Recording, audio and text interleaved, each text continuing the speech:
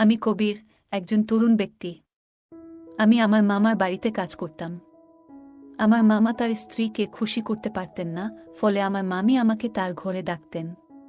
মামি আমার পাশে এসে শুয়ে থাকতেন লুকিয়ে, আমি জানতাম না, আর আমি তাকে আমার স্ত্রী মনে করে সারা রাত। মামি দেখতে অনেক সুন্দরী, যে কেউ তাকে দেখলে তার প্রেমে পড়তে চাইবে। আমার মামি আমার থেকে বয়সে বড় ছিলেন এবং আমাদের মধ্যে বেশি কথা হতো না। তিনি তার কাজে ব্যস্ত থাকতেন এবং মামার সাথেও কম কথা বলতেন। এক রাতে মামি আমাকে তার রুমে ডাকলেন। বললেন, কবির, আজ আমার শরীর ভালো লাগছে না, তুমি আমার পাশে শুয়ে থাকো। আমি তার রুমে শুয়ে পড়লাম। মামি লাইট বন্ধ করে দিলেন। এরপর আমি তাকে আমার মতো করে পেয়েছিলাম। কখনো ভাবিনি আমি তাকে এত কাছে পাবো। আমার গল্পগুলো তোমরা শুনো, কিন্তু সাবস্ক্রাইব করো না। দয়া করে গল্পগুলো ভালো লাগলে ভিডিওটি লাইক, শেয়ার এবং চ্যানেলটি সাবস্ক্রাইব করো প্লিজ। তখন আমি চাকরির খোঁজে ছিলাম, কিন্তু কোথাও কাজ পাচ্ছিলাম না। একদিন আমার বন্ধু সুরেশ বলল, আমার মামা শহরে থাকেন এবং আমি তোমাকে সেখানে চাকরি দিতে পারবো। আমি বেশি শিক্ষিত ছিলাম না, জানি ভালো চাকরি আমার দ্বারা হবে না। আমি 4র্থ শ্রেণী পর্যন্ত পড়াশোনা করেছি, কিন্তু অল্প শিক্ষার কারণে ভালো চাকরি পাওয়া কঠিন ছিল। গ্রামের এখানে ওখানে ছোটখাটো কাজ করে কিছু টাকা উপার্জন করতাম, যা খুবই কষ্টকর ছিল। তখন মনে হলো শহরে গিয়ে কিছু কাজ খুঁজে দেখা উচিত। একদিন আমার বন্ধুর দেওয়া একটি ঠিকানায় গেলাম, যা তার মামার বাড়ির ছিল। সেই বাড়িতে গিয়ে দেখি আমার বস, যিনি আমার বন্ধুর মামা এবং আমি তাকেও মামা বলে ডাকতাম, মামা আমাকে একটি কাগজ দিলেন এবং বললেন, এই ঠিকানায় যাও। আমি যখন সেই ঠিকানায় গেলাম, দেখি সেটা এক ডাক্তারের ঠিকানা। মামা বললেন, তিনি আমার বন্ধু, তিনি তোমার কিছু পরীক্ষা করবেন। যদি পরীক্ষাগুলো ভালো হয় তাহলে তোমাকে চাকরি দেব। মামা কথা শুনে আমি কিছুটা ঘাবড়ে গেলাম, কিন্তু ভাবলাম চেষ্টা করে দেখি। ডাক্তারের কাছে গিয়ে তিনি আমার কিছু পরীক্ষা করলেন এবং কিছুক্ষণ পর রিপোর্ট দিলেন। আমি বাসায় ফিরে মামাকে রিপোর্ট দেখালাম। মামা হাসতে হাসতে বললেন, তুমি দেখতে বেশ সুন্দর, তোমার চেহারাও ঠিক আছে, তোমার কাজ নিশ্চিত হয়েছে। এত সহজে কাজ পেয়ে আমি অবাক হয়ে গেলাম এবং ভাবতে থাকলাম, কিভাবে এত সহজে এই সুযোগ পেলাম। প্রতিবেদনটি ইংরেজিতে লেখা ছিল এবং 4র্থ শ্রেণী পাস একজন ব্যক্তির পক্ষে এটি বোঝা সহজ ছিল না। যখন বাড়িতে এসে আমার স্ত্রীকে দেখালাম, তিনি বললেন, তুমি অযথা চিন্তা করছো। এই ধনী লোকেরা আমাদের মতো গরিবদের পরীক্ষা করিয়ে নিশ্চিত হতে চায় যে আমরা কোনো বড় রোগে আক্রান্ত আছি কিনা। তারা মনে করে চাকরদের মাধ্যমে রোগ ছড়াতে পারে। তার কথা শুনে আমার মন অনেকটা হালকা হলো। আমি যে চাকরিটা চেয়েছিলাম সেটা পেয়ে গেছি। সকালে কাজে যাওয়া শুরু করলাম, কিন্তু আমার চোখ প্রায়ই মামির দিকে আটকে যেত। তিনি ছিলেন অত্যন্ত সুন্দরী এবং মার্জিত মহিলা। তাকে প্রথম দেখার পর থেকেই আমি ভাবতাম, আমার স্ত্রী যদি এত সুন্দর হতো। আমি আমার মামির একজন সাধারণ চাকর ছিলাম, তার অর্থের কোনো অভাব ছিল না। তিনি আমাকে প্রতিদিন বাজারে নিয়ে যেতেন, কারণ তার কোনো সন্তান ছিল না। আমার মামা ও মামির মধ্যে কোনো ঝগড়া ছিল না, তারা খুব ভালোবাসায় দিন কাটাতেন। আমি মামিকে মনে মনে ভালোবাসতে শুরু করলাম। তাকে নিয়ে ভাবতে লাগলাম। একদিন বাড়ির পুরনো চাকর এলো। সে আমাকে অভিনন্দন জানিয়ে বলল, তুমি পরীক্ষায় উত্তীর্ণ হয়েছ, কিন্তু মনে রেখো, এই বস, যাকে তুমি মামা বলে ডাকো, খুবই কঠোর। এই কথা শুনে আমি ঘাবড়ে গেলাম এবং ভাবতে লাগলাম, যদি আমাকে চাকরি থেকে বের করে দেয় তাহলে আমার কি হবে। সে চলে যাওয়ার পর আমি মামা মামিকে খুশি রাখার জন্য আরও মনোযোগী হলাম, কারণ এখন আমার চাকরিটা চলে গেলে এখন আর কোনোভাবেই চাকরি পাবো না। তাই আমি এই চাকরিটা মন থেকে করতে লাগলাম। মামা বেশিরভাগ সময় বাড়ির বাইরে থাকত। আমার মামি একদিন আমাকে তার রুমে ডেকে বললেন, তুমি খুবই অল্প বয়সী, পরিষ্কার পরিচ্ছন্নতার খেয়াল রাখো। আমি এমন একজন চাকর পছন্দ করি যে তার মনিবের মতো পোশাক পরে। এই বলে মামি আমার হাতে কিছু টাকা দিলেন এবং বললেন, এই টাকা থেকে বেতন ছাড়া নিজের জন্য খরচ করো। আমি খুশি হয়ে গেলাম এবং এই বিষয়টি আমার স্ত্রীকে বললাম না, কারণ আমিও আমার মামিকে খুব পছন্দ করতাম। আমি স্বপ্ন দেখতে শুরু করলাম যে মামির অভিব্যক্তি দেখে মনে হতো তিনি খুশি নন। তার কোনো সন্তান ছিল না, তাই মনে হতো মামা তাকে খুশি করতে পারছেন না। আমি মামিকে খুশি করতে চেয়েছিলাম।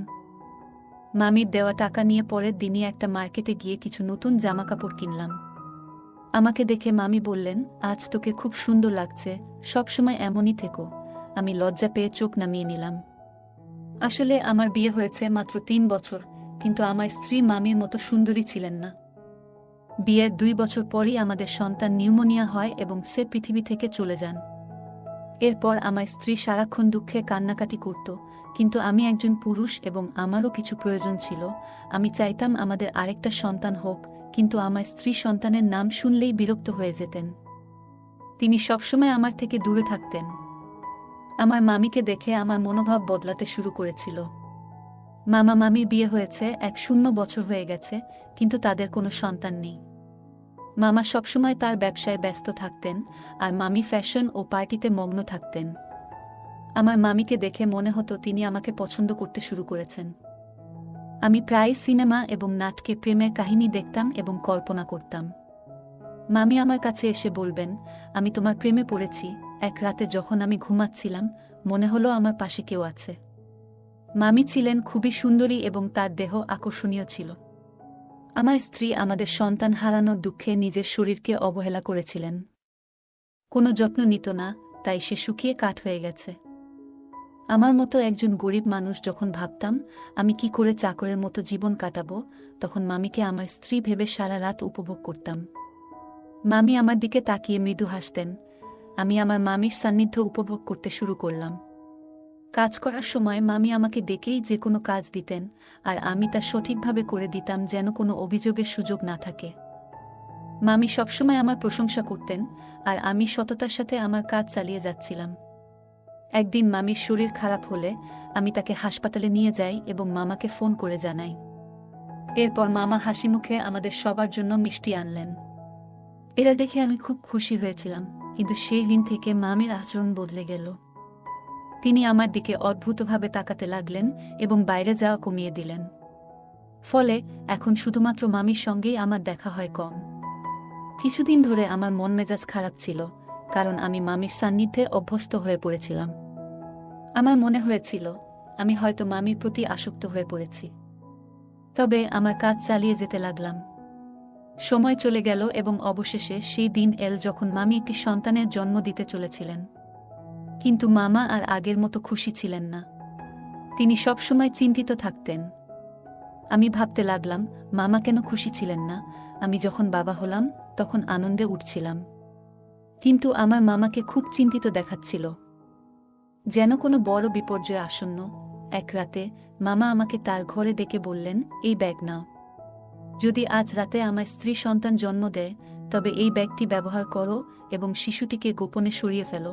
আমি কখনো মামার কোনো নির্দেশ নিয়ে প্রশ্ন করিনি, তাই সেদিনও কিছু বললাম না, কিন্তু আমার মন খুব অস্থির ছিল। বারবার ভাবছিলাম, কেন মামা তার সন্তানের জীবন নিতে চাইছেন? রাত গভীর হলে মামি ঘুমিয়ে পড়লেন, তাই আমি গোপনে তার রুমে গেলাম। মামি তখন চোখ বন্ধ করেছিলেন। আমি মনোযোগ দিয়ে তার দিকে তাকালাম। মামির মুখে সেই চিরচেনা সৌন্দর্য দেখে আমি মুগ্ধ হলাম, কিন্তু আমার অবস্থান মনে করে মামার কথা মেনে নিলাম। মামার নির্দেশ অনুযায়ী কাজ করার জন্য তিনি আমাকে টাকা দিতেন। আমি গোপনে মামার দেওয়া ব্যাগটি তুললাম আর বাচ্চাটিকে ঢুকাতে শুরু করলাম। তখন মামি হঠাৎ আমার দিকে তাকিয়ে হাসলেন। আমি শিশুটিকে লুকিয়ে রাখছিলাম এবং মামি আমাকে দেখে বললেন, তুমি কি সত্যিই শিশুটিকে হত্যা করতে চাও? মামি আমাকে জিজ্ঞাসা করলেন, তুমি কি তোমার মামার নির্দেশে এসব করছো? আমি চমকে উঠলাম এবং বললাম, তুমি এটা কি বলছো? মামি বললেন, তোমার চাচা এই শিশুটিকে মেরে ফেলতে চায় কারণ সে ভয় পায় যে এই শিশু তার নয়। তার কথা শুনে আমি স্তব্ধ হয়ে গেলাম। আমি অবাক হয়ে ভাবতে লাগলাম, এত কিছুর পরও এটা কিভাবে সম্ভব? মামি বললেন, তোমার মামা সন্দেহ করছে যে এই শিশু তার নয়, তাই সে এই কাজটি করতে বলেছে। সে এই শিশুটির বাবা নয়, তুমি এর বাবা। এই কথা শুনে তাকে বললাম, তবে তুমি কেন বলছো আমি এই শিশুটির বাবা? আমি এই কথা শুনে স্তব্ধ হয়ে গেলাম। আমি বললাম, আপনি কি চান আমি এই শিশুটিকে বাঁচিয়ে রাখি? মামি হাসলেন এবং বললেন, এই শিশুটিকে জঙ্গলে ফেলে দিও না, কারণ এই শিশুটির বাবা তুমি। আমি আরও বিভ্রান্ত হয়ে গেলাম, কারণ মামি বলছিলেন যে তিনি কখনো আমাকে স্পর্শ করেননি। তার কথাগুলো শুনে আমার মনে হলো আমি যেন স্বপ্ন দেখছি। আমি সোফায় বসে ভাবতে লাগলাম, এত সুন্দর একজন মহিলার সাথে, যাকে আমি মামি বলে ডাকি, এমন কিছু ঘটেছে কি? আমি মামিকে জিজ্ঞেস করলাম, আপনি এত সুন্দরী, কিন্তু কেন এমন করলেন? মামি বললেন, আমি খুব সুন্দরী, কিন্তু আমার পরিবার খুব গরিব ছিল, তাই আমি তোমার মামার সাথে দেখা করতে এসেছিলাম। তোমার মামা মতো ধনী হওয়ার ইচ্ছা ছিল, তাই আমি তাকে বিয়ে করি। আর সে আমাকে প্রস্তাব দেওয়ার সাথে সাথেই আমি তৎক্ষণাৎ হ্যাঁ বলেছিলাম, কারণ আমি ধনী হতে চেয়েছিলাম। আমার বাবা মাও তোমার মামার সাথে বিয়ে করতে রাজি হয়েছিলেন। কিন্তু বিয়ের কিছুদিন পরেই জানতে পারলাম তোমার মামার সন্তান হওয়ার সামর্থ্য নেই। অনেক চিকিৎসা করানোর পরও কোনো ডাক্তার তাকে সুস্থ করতে পারেনি। তিনি মা হতে চেয়েছিলেন এবং এর জন্য তিনি যা করতে প্রস্তুত ছিলেন। তারপর তিনি তার চাকরের মাধ্যমে একটি অদ্ভুত পরিকল্পনা তৈরি করেছিলেন, তাই তিনি সবসময় চাকরদের নিযোগের আগে পরীক্ষা করাতেন। তোমার চাচা তোমার মাধ্যমে তার পরিকল্পনা সফল করতে চেয়েছিলেন, মামি বললেন। এই শিশুটি তোমারই সন্তান এবং তিনি চান না যে এটি প্রকাশ্যে আসুক। তিনি জানতে চেয়েছিলেন তিনি বাবা হতে সক্ষম কিনা, তাই আমাকে চাকরের সাথে ঘুমাতে বলেছিলেন। মামির এই কথা শুনে আমি আরও হতবাক হয়ে গেলাম এবং কিছু বলতে পারলাম না। তিনি বলতে লাগলেন, তোমার মামা আমার জন্য অনেক চাকর নিয়োগ করেছিলেন, কিন্তু আমি যাকে ভালোবাসার যোগ্য মনে করতাম তাকেই গ্রহণ করতাম। আমরা অনেক চাকর বদল করেছি, কিন্তু তোমাকেই প্রথম উপযুক্ত মনে হয়েছিল। প্রথম দেখাতেই তোমার প্রতি আমার আকর্ষণ জন্মায়। আমি অবাক হয়ে বললাম, তুমি কখন আমার কাছে এসেছিলে? মামি হাসলেন এবং বললেন, তোমার মামা এমন পরিকল্পনা করেছেন যে তুমি বুঝতেও পারোনি। তুমি মনে করতে তুমি তোমার স্ত্রীর সাথে আছো, কিন্তু আসলে আমি ছিলাম। তোমার মামা রাতের আধারে আমাকে তোমার রুমে পাঠাতেন এবং তোমার স্ত্রীকে অন্য ঘরে অজ্ঞান করে রেখে দিতেন। তিনি নিজেই পাহারা দিতেন যাতে কেউ সন্দেহ না করে। মামি বললেন, আমি প্রথমে বাধ্য হয়ে এসেছিলাম, কিন্তু পরে তোমার প্রতি আকৃষ্ট হতে শুরু করলাম। তোমার কাছ থেকে যে সুখ পাচ্ছিলাম তা তোমার মামা কখনোই দিতে পারতেন না। সেই কারণেই আমি নিজেও তোমার প্রতি দুর্বল হয়ে পড়েছিলাম। তোমার মামা যখন এই পরিকল্পনা চালিয়ে যেতে লাগলেন, আমি নিজে উপভোগ করতে শুরু করলাম। তিনি আমাকে তোমার কাছে বারবার পাঠাতে থাকলেন। তিনি আরও বললেন, আমি গর্ভবতী হলাম এবং তোমার মামা আমাকে ভোরের অন্ধকারে ঘরে ফিরিয়ে আনতেন যাতে কেউ কিছু বুঝতে না পারে। এভাবে তোমার মামা তার সন্তান হওয়ার আশা পূর্ণ করতে চেয়েছিলেন এবং আমি নিজেও অজান্তে সেই পরিকল্পনার অংশ হয়ে পড়েছিলাম। কিছুদিন পর সে তার পরিকল্পনায় সফল হয়েছিল। ডাক্তার আমাকে জানিয়েছিলেন যে আমি মা হতে চলেছি, যা তাকে অত্যন্ত খুশি করেছিল। আমি বিস্মিত হলাম যখন শুনলাম সে ডাক্তারের কাছে মিথ্যা বলেছে। কেউ কিভাবে তার বউকে এমনভাবে ব্যবহার করতে পারে? তারা দুজনেই আমাকে টাকা দিয়ে তাদের খেলনা বানিয়ে ফেলেছিল, যা আমার মোটেই ভালো লাগেনি।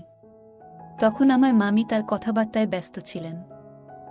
আমি তখন বুঝতে পারিনি যে আমি কি ভাবছিলাম, তবে মামি আমাকে বলেছিলেন, তোমার মামার পরিকল্পনা ব্যর্থ হয়েছে যখন তার একটি ছেলে হয়েছিল, কিন্তু তিনি একজন উত্তরাধিকারী চেয়েছিলেন।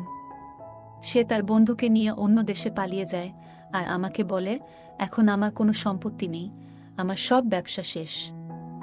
সেই শিশুটিকে আর সে চায় না। আমি বলেছিলাম, আমি তোমার বউ দাসী নই, যাতে তোমার ইচ্ছে মতো চলি। আগে তুমি আমাকে একটা চাকরের সাথে ঘুমাতে বাধ্য করেছিলে যাতে সবাই জানতে না পারে তুমি বাবা হতে পারো না। আর এখন বলছো এই সন্তানের দরকার নেই। মনে রেখো, আমি তোমাকে তালাক দেব, কিন্তু শিশুটিকে মারতে দেব না। আমি বিশ্বাস করেছিলাম যে শিশুটিকে সে আর খারাপ বলবে না, সে তার সন্তানকে পুরোটা দেখাবে। কিন্তু আজ যখন সে বলল এই শিশুটিকে হত্যা করার পরিকল্পনা করেছে, তখন নিশ্চিত হলাম যে তার বুকের হৃদয় নেই, পাথরের মতো কঠিন। মামির এই কথা শুনে আমি তাকে গিয়ে বললাম, আমি এসব জানতাম না। যদি এটা অন্য কারোর বাচ্চা হতো, আমি জঙ্গলে ফেলে দিতাম না। আমি বললাম, এখন এসবের পরোয়া করি না। তুমি তার মা, তুমি নিজেই তার যত্ন নেবে। এ কথা বলে আমি চলে যেতে লাগলাম। তখন মামি আমাকে থামিয়ে বললেন, এটাও তোমার সন্তান, তুমি তার পিতা, তাই এর সুরক্ষার দায়িত্ব তোমারও সমান। আমি হাসি দিয়ে বললাম, এই সন্তান আমার, তাই তুমিও আমার স্ত্রী হয়েছ। এই কথা শুনে মামি মুচকি হেসে বললেন, ধন সম্পদের লোভে আমাকে অন্ধ করে দিয়েছে, তাই এমন একজন খারাপ লোককে বিয়ে করেছি যে তার সম্মান বাঁচানোর জন্য তার স্ত্রীকে চাকরের কাছে পাঠিয়েছে। আর যখন আমি তার সম্মান রক্ষা করেছি, সে আমার সন্তানের প্রাণ নিতে চেয়েছিল এবং বলেছিল যে এই শিশুটি হতভাগ্য। যখন ব্যবসা ব্যর্থ হয় এবং সমস্ত টাকা হারিয়ে যায়, তখন সে আমাদের সন্তানের প্রতি অখুশি হতে শুরু করে এবং শিশুটিকে জঙ্গলে ফেলে দেওয়ার সিদ্ধান্ত নেয়। এইসব জানার পরেও আমি এমন লোকের সাথে থাকতে চাই না। আমি মামুর দিকে তাকিয়ে জিজ্ঞেস করলাম, এই সন্তানের জন্য আপনি কি একজন নিজ চাকরের সাথে থাকবেন? মামি বললেন, আপনি গরিব হতে পারেন, কিন্তু আপনার মন অনেক বড়। তাই আমি আপনাকে বিয়ে করতে চাই, যাতে আমাদের সন্তান বেঁচে থাকে এবং ভালো জীবন পেতে পারে। মামি আমাকে জানালেন তিনি তার মামার থেকে ডিভোর্স পেয়েছেন এবং আমরা একই বাড়িতে সুখে থাকতে শুরু করি। মামি সেই বাড়িটি আগেই তার নামে পেয়েছিলেন। কিছুদিন পর যখন আমার স্ত্রী বিষয়টি জানতে পারেন, তিনি আমাকে ছেড়ে চিরকালের জন্য তার বাবা মায়ের বাড়িতে চলে যেতে চান এবং তালাকের প্রক্রিয়া শুরু করেন। কিন্তু মামি যখন পুরো ঘটনা আমার স্ত্রীকে জানালেন, আমি তাকে অনেক বুঝিয়ে শান্ত করি। অবশেষে আমি আমার দুই স্ত্রীর সাথেই সুখে সংসার করতে শুরু করি এবং আমরা সবাই মিলে সুখে থাকি। আজ আমি খুব খুশি, কারণ আমি জানতাম না যে আমার জীবন এত সুন্দর হবে। গল্পটা কেমন লাগলো জানাতে ভুলবে না। আরও মজার মজার রোমান্টিক গল্প শুনতে চাইলে ভিডিওটি লাইক, শেয়ার এবং চ্যানেলটি সাবস্ক্রাইব করতে এবং বেল আইকনটি ক্লিক করতে ভুলবে না। ধন্যবাদ।